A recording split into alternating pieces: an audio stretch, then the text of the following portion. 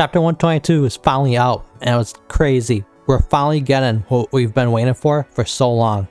Aqua and Ruby might finally know who the other really is. And it's crazy because today was also the season 1 finale of Oshi No Ko. But yeah, I'm just gonna get right into this chapter because it's probably the best one in the series and one all of us have been waiting for. The chapter starts out with a little flashback with Serena and Goro. We see Serena asking if Goro has ever been to Shibuya or Harajuku. And of course, Goro went there for college, for one thing. Serena says it's a very lively place and that there are a lot of people there, like scouts and so on. I also said she was scouted in Shibuya. And Goro says when Serena gets better, he'll show her around. But unfortunately, Goro never got the chance. But maybe Aqua might be able to, with Ruby.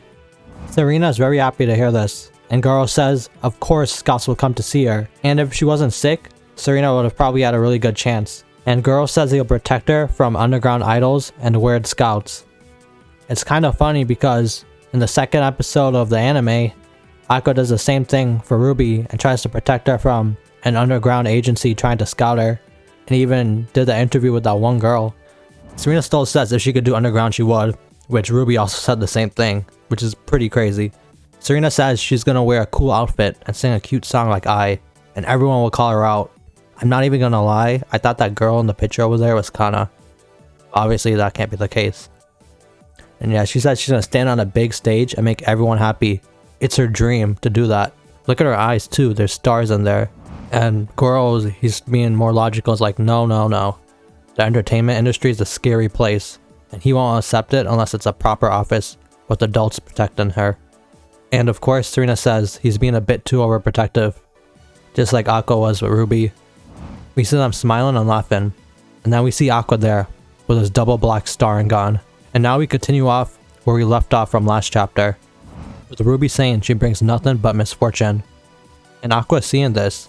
Ruby screams for her mother and Goro, while the keychain she gave to Goro as Serena is on her bed. And she even asks, no, she screams, God, why did you reincarnate me? Why did you become an idol? And you know who's there? It's not God to answer her, it's Aqua. And he goes to pat her back and says slowly, take a deep breath. Why don't you lie down for a bit? Can you stand? Ruby doesn't care about any of that. She says the script. Where's the damn script? She's crying right now obviously, but she has to practice. And Aqua's still trying to console her and tries to get her to walk away. But then Ruby slaps his hand away and screams, I don't need your help. And then she says that's right. The reason she's pursuing being an idol is to rise higher and higher to find the one who killed I and Goro. And she reveals that truth literally to Aqua right there. He's hearing all of this and he's stunned. All of this is for the sake of avenging Goro and I. Even if it takes her whole life, she'll find them and make them regret ever being born. And Aqua says, stop that, please. Living for vengeance will only make you unhappy. I'd say speaking from experience. And he tells her, you don't have to do that. And then his head drops and Ruby looks at him, staring with her cold, dark black star and gun. And he tells her, please, live her life without thinking about revenge. But Ruby is still furious at Aqua and tells Aqua to don't tell her what to do and to quit trying to act like her big brother now.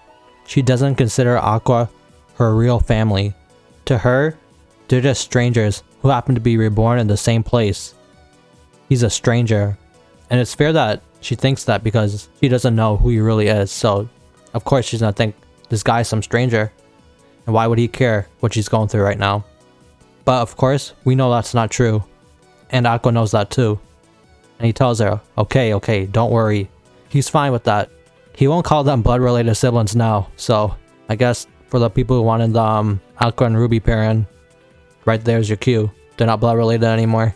And Aqua says he has no right to say this, but this isn't a request as Aqua. And he tells her to please listen. And he calls her Serena. She shouldn't go seeking revenge now that she's out of the hospital. She can live free, dressing up in cool outfits like I, singing cute songs, and getting cheers from everyone. Standing on a big stage, making everyone happy. She's being an idol to fulfill such dreams, right? And then he thinks about it. It's crossed his mind over and over. Every time he sees Serena's shadow in Ruby, he blames himself. And this part here is interesting because I know some people are gonna say, oh, he had an idea that she might be Serena. But I think it's just him like seeing Serena and Ruby, but not actually knowing or actually thinking that she was actually Serena. That's at least my perspective on it right here. He didn't have an idea Ruby was Serena, but he saw Serena in her. And he couldn't stand himself for indulging in such convenient delusions. He couldn't do anything for Serena as Goro. There's no way there could be any salvation for him, he thought. He's been interacting with Ruby as if she was Serena. And like we got a good glimpse of that early on in the chapter where Goro said he was gonna do the same things for Serena as Aqua did do for Ruby. And of course, this is why he wants her to stop doing this revenge. He wants her to live her life as the way she wished when she was as Serena. And he begs her to stop the revenge. And Ruby asks why he's crying. I don't see him crying, but I guess he's crying where we can't see him. And then Ruby finally realizes, and she asks Aqua, why did he just talk about the hospital? Why did he call her Serena? How does he know? And then it finally dawns on her. And then finally she asks, could it be that Aqua is the doctor? And Aqua thinks about what to say before picking up the Biko Machi keychain Serena had given Goro all those years ago. And he says he's been looking for it. He's grateful that Serena kept it for him, confirming once and for all that he's Goro and she's Serena to each other. And of course, Ruby jumps into his arms crying, finally realizing that she's not alone. And that's how the chapter ends. And I think if you look closely, she might have just lost her double black star and gone.